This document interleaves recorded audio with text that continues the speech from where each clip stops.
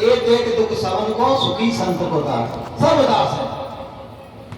अरे बोले नारद जी, बोले भगवान तुम क्या बात कर रहे हो, तुमने किसी से कहा नहीं होगा तो आया नहीं होगा। बोले मैं जाता हूं अभी 25-50 को ऐसे ऐसे घेर के लाता हूं, बोले वैकुंठ में अभी आते हैं।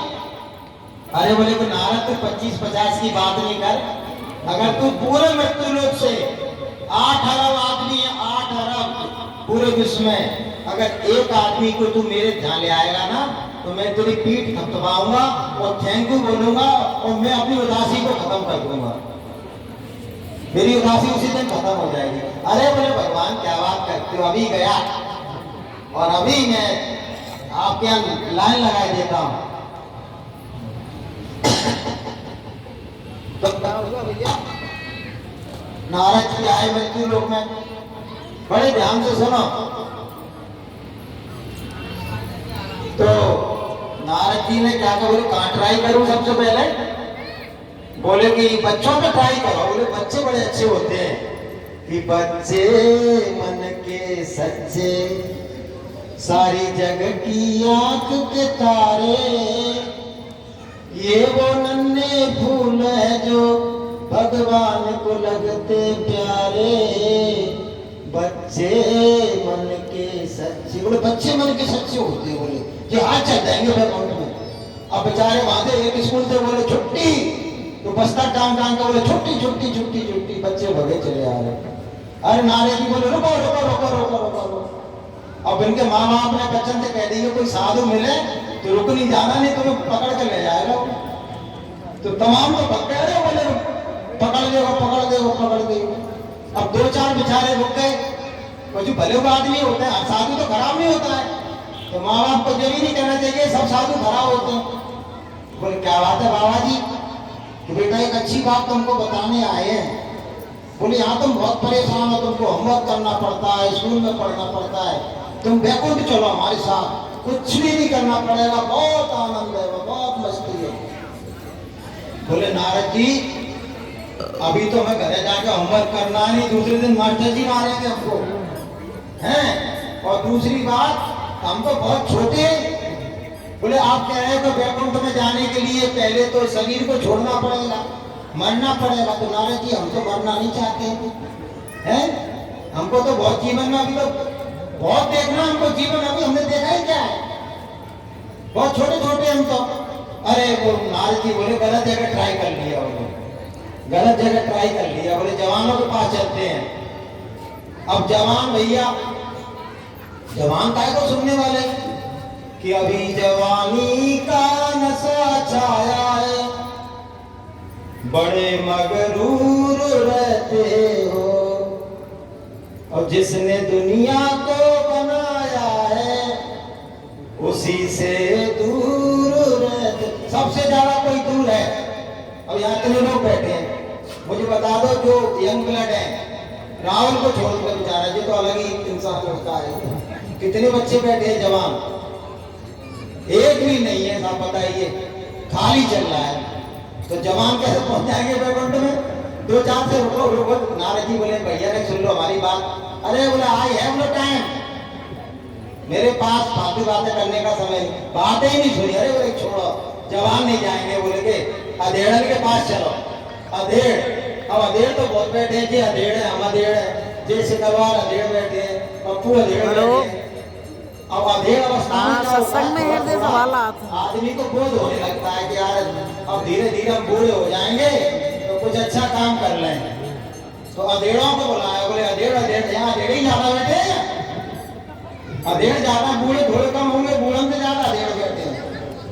और उनने कहा बोले कि अरे भैया तुम हमारी बात सुन लो, विष्णु भगवान का बुलावा आया है और वैकुंठ में तुमको भजन भी नहीं करना है, दान नहीं करना है, पुण्य नहीं करना है, हमारे साथ चलो, तैयार हो जाओ, बगैर साधना के तुमको ले चले। बोले और अधेड़ बोले कि भैया ये बताओ कि हमने जो परिवार बसाया है और बच्चे हमारी जिम्मेदारी में पड़ रहे हैं, किसी की शादी होना है, किसी का कुछ होना है, और हम अपनी जिम्मेदारी छोड़कर तुम्हारे साथ वैकुंठ चले जाए तो हम तो हरामी माने जाएंगे, हराम खोर माने जाएंगे। लोग क्या थूकेंगे हमारे मुंह पे कि परिवार बसाया भाग गया सब छोड़ के। नारद जी बोले यार मैं तो वहां कह के आया था 25-50 लोगों को लेके आऊंगा, हैं? बड़ी आफत है। कोई बोले ऊपर जाने, हकीकत है हम कहते हैं कि हम चले सत्यलोक, हम चलेंगे सत्यलोक, अब आ जाएगा बुलावा तो कोई जा पाया? कल की बात सुन लो, मैं आपको बता रहा हूं। अब मैं मेरा रोटेशन तो थोड़ा भजन कर कर आके उसी मुद्रा में सो जाता हूं। तो भैया रात को काल का बड़ी विकराल काल का काली भुजंग, जैसे काले कपड़े उसके और वैसे ही काला उसका चेहरा। ये राजा राम जी बैठे हैं ना, इनसे 1000 गुना ज्यादा काला काला चेहरा। नहीं चेहरे की मैं बता रहा हूं मैं। और इतनी लंबी तो भैया मेरे घर के दरवाजे पे आ गई और मैं उसको देख रहा और उसने ऐसे हाथ करके मुझे आह्वान किया, आ जाओ। मैंने की आ गया बुलावा, मैंने की मौत सामने आ गई। आपको सच बात बता रहा हूं मैं, नहीं तो इनसे पूछ लेना मैं झूठ बोल रहा हूं। मैंने कहा मौत सामने आ गई। तो मैं अब गुरु महाराज का देखो जय गुरुदेव बोलने का फायदा है कि रात दिन जय गुरुदेव, मैंने अब तो पकड़ने वाली है वैसे हाथ कर दिया ना। तो मैं पकड़ते पकड़ते मैं 3 बार जय गुरुदेव जय गुरुदेव जय गुरुदेव 3 बार बोल दी मैंने। अब वो इतना जोर से बोला कि वो आवाज बाहर निकल गई। अब जो उधर सो रही थी तो भाग के आई, बोली क्या बात है भैया, क्या बात है, क्या होगा क्या होगा? अरे मैंने कि यार इतना विकराल सपना देखा है, इतना भयानक चेहरा ही नहीं देखा मैंने कभी। बताइए आप। तो मौत से सबको डर लगता है, कोई मरना नहीं चाहता है। तो बोले नारद जी बोले कि कहाँ ट्राई करें, कहाँ ट्राई करें, कहाँ ट्राई करें। तो एक सबको बैठा था दुकानदार, जो हमने पहले बताया, भाई बिक्री नहीं हो रही थी तो फालतू बैठा था। उधर से नारद जी निकले, बोले चलो जाके गप्पे मारते हैं। बोले हाँ भैया साथ ही बैठो बैठो। अरे वो बैठे कहा भैया अपनी हमारी बता तो सुन लो तुम, हम वादा करे आए भगवान विष्णु से, कोई चल ही तैयार नहीं। अरे बोले नारद कैसी बात करते हो, एक तो मैं खड़ा हूं ना तुम्हारे साथ चलने को। नारद जी बोले एक मिल गया, एक मिल गया चलने को। बोले अब तो पहले को हो जाएगी। बोले चलो चलिए। अरे बात तो सुन लो, चले कहां से चलेंगे, समय पर चलेंगे। अभी हमारे बच्चे छोटे छोटे छोटे थोड़े बड़े और हो जाएं और जिम्मेदारी संभाल लें, सोई हम चलेंगे। मना नहीं कर रहे हैं, हम चलेंगे। क्या हुआ भैया? बोले कब आए? बोले 10 साल बाद आ जाना, तब तक बड़े हो जाएंगे बच्चे। नारद जी बोले एक मिला दूंगा 10 साल डिले कर दिया। बोले 10 साल बाद आना। अब क्या करें? बोले वहां जाए तो वहां मुंह दिखाने लायक नहीं है। बोले जंगल चलो, वहां बैठ के भजन करेंगे 10 साल, फिर लौट के आएंगे, तब तो चलेगा जी। अब भैया 10 साल भजन करके फिर लौटे वो नारद जी कि सेठ जी चलो। अरे यार चले तो, बच्चे बड़े तो हो गए, लेकिन कम गदन की शादी ही नहीं हुई है, ना शादी भई ना उन्होंने कारोबार संभाला। अब कैसे चले? तो बोले कब चलोगे? तो 10 साल और रुक जाओ, 10 साल और रुक जाओ। अब भैया वो फिर लौट गए 10 साल, फिर भजन किया उनने। जब वो लौट के आए 10 साल बाद तो बोले अब तो चलो महाराज। अरे बोले नारद जी क्या बताएं, अब तो और जिम्मेदारी बढ़ गई। शादी तो मेरे बच्चों की करती कि काम धंधा एक भी करना नहीं चाहता, उन्हें मौज मस्ती करते रहते, यहाँ दुकान में एक भी नहीं आता। तो बोले कब चलोगे? बोले बस अब की आओगे तो हम रेडी मिलेंगे, अब की लौट के आओगे तो तुमको नहीं कहना पड़ेगा, हम कहेंगे कि नारद जी हम चलो, हमको ले चलो, तैयार बैठे हैं। लेकिन भगवान भी तो एक निश्चित समय के लिए हमको मानव तन दिया है।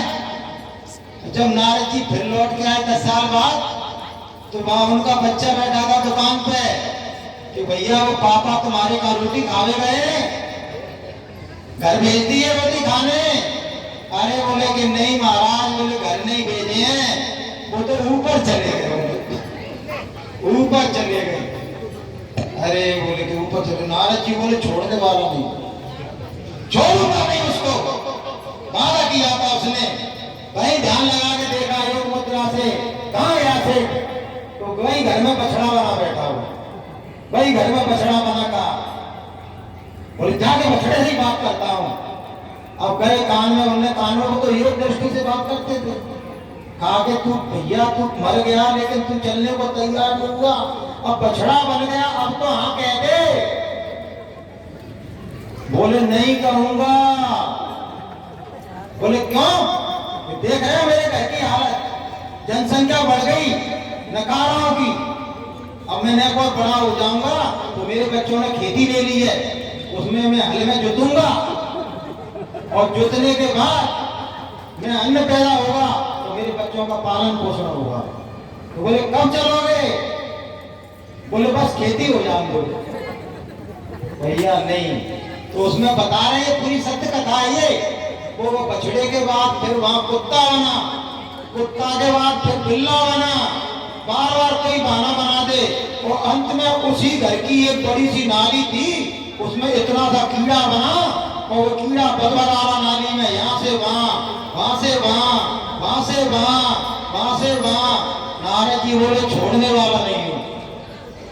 नारद जी बोले अब मैं छोड़ने वाला नहीं हूं, अब तो हाँ करा के ही रहूंगा। सुन लो बहनों, सबकी व्यथा है, तुम्हारी हमारी नहीं, सबकी व्यथा है। नारद जी ने उसे कीड़े को लकड़ी से उठाया,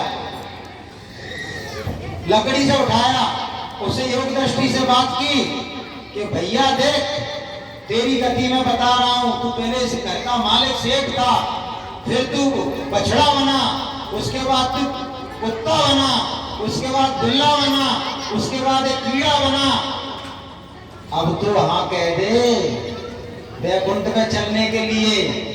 अब कीड़े का उत्तर सुनो भैया। कीड़े ने कहा नारद जी अभी तक तो मैं तुमसे कहता रहा, टालता रहा, कहता रहा, आज मैं सत्य बात तुमको बता रहा हूं। सत्य बात ये है कि क्या पूरी दुनिया में मैं ही मिला हूं तुमको जाने के लिए? मेरे पीछे क्यों पड़े हो? मैं अपने फलते फूलते परिवार को यहाँ से वहां नाली में जाता हूँ, वहां से यहाँ आता हूँ, देखता हूँ, मुझे बड़ी प्रसन्नता होती है कि मैं कितना को छोड़ के गया था, आज कितनी बड़ी हरी भरी बगिया हो गई है, और मैं अपनी इसी अवस्था में बहुत खुश हूँ। तुमको मैं कीड़ा नजर आ रहा हूँ, लेकिन मैं अपने आप में बहुत संतुष्ट हूँ। हकीकत में भगवान ने ऐसी विशेषता बनाई है कि जो जिस योनि में पहुंच जाएगा वो उसी में मगन रहेगा, वो दूसरी योनि में जाना नहीं चाहेगा। बोले आज मैं तुमसे कह रहा हूं नारद जी, दोबारा लौट के मेरे पास नहीं आना, मैं कभी तुम्हारे साथ जाने को तैयार नहीं हूं। जय। तो भैया तुम ही वही बनना चाह रहे हो का? बोलो, बस सेठ की तरह तुम नाली का कीड़ा बनना चाह रहे हो, जो भजन नहीं कर रहे हो।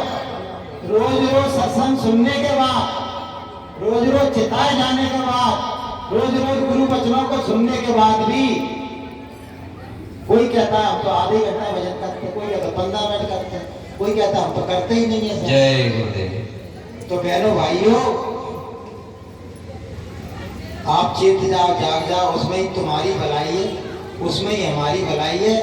गुरु महाराज कहते हैं तीनों की जब कृपा होगी तब काम होगा। बस आखिरी बात कह रहा हूं, तुम्हारी तुम पर कृपा हो, तुम्हारी तुम पर कृपा हो, तुम कुछ करोगे मैं तुम्हारी मदद कर दूंगा, और भगवान की दया हो जाएगी तो तुम्हारी आत्मा का बेड़ा पार हो जाएगा।